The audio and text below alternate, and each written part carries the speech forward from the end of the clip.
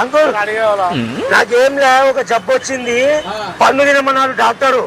బొప్పాయి పండు తినమన్నాడు. ఆ జబ్బు అనేది కడుడు ఒక తుమ్మితే ఇతరులకు వచ్చేసింది, వేరే వాళ్ళకి.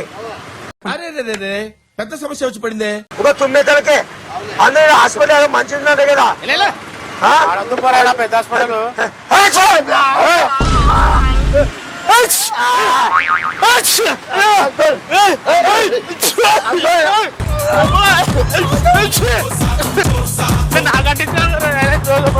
అంకుల్